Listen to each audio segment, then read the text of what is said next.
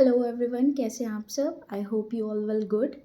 एक क्वेश्चन था कि असाइनमेंट ज़्यादा डीप मतलब ज़्यादा पेजेस की बनानी चाहिए या नहीं।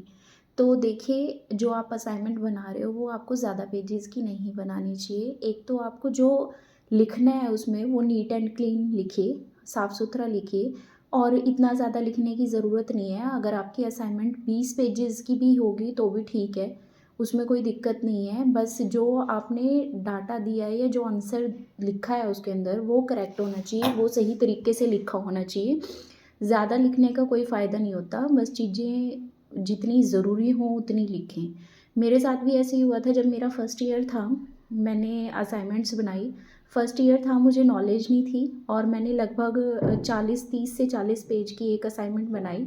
मेरा बहुत टाइम लग गया था उसको बनाने में। तो मैं आपको भी यही सजेस्ट करूँगी कि जब भी असाइनमेंट बनाओ तो ज़्यादा पेजेस की ना बनाओ। और मेरे साथ में ही एक लड़की थी, उसने 15-20 पेजेस की असाइनमेंट बनाई थी। बस ये है कि आप अपने काउंसलर के साथ मतलब इंटरेक्शन करते रहो, डिस्कशन करते रहो, अपने काउंसलर के कॉन्टैक्ट में रहो। क्योंकि जो असाइनमेंट के मार्क्स हैं वो जो आपका काउंसलर है उसके हाथ में होते हैं, वही आपको असाइनमेंट के मार्क्स देता है। तो जब भी आपको असाइनमेंट बनानी है, एक तो ज़्यादा लिखने की ज़रूरत नहीं है, अपना कम से कम लिखें और जो लिखें वो सही लिखें। और ज़्यादा पेजेस की भी ज़रूरत नहीं है, बस काउंसलर के कॉन्टैक्ट में रहो। उससे भी आपका फ़ायदा हो सकता है क्योंकि काउंसलर के हाथ में ही मार्क्स होते हैं।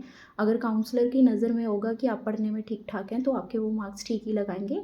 असाइनमेंट के मार्क्स 100 में से मतलब मार्क्स मिलते हैं असाइनमेंट के।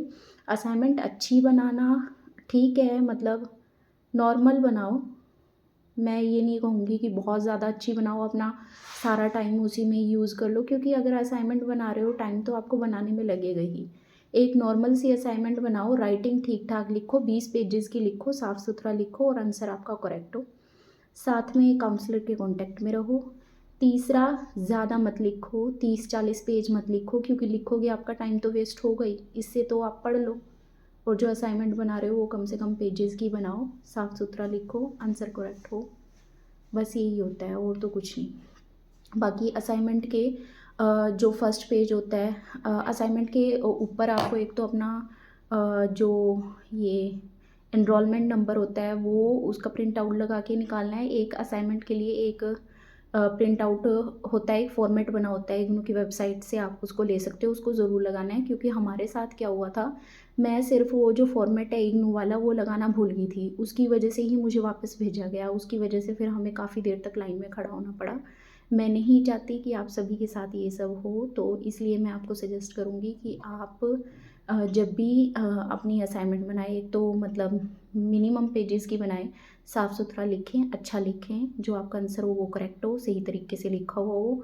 और तीसरा, आप अपना एडमिट कार्ड लगा के ले जाएं और साथ में जो फॉर्मेट है इग्नू की वेबसाइट पे असाइनमेंट से रिलेटेड वो भी लगा के ले जाएं, क्योंकि उसकी वजह से आपको वापस आना पड़ सकता है। Thank you so much for watching, bye.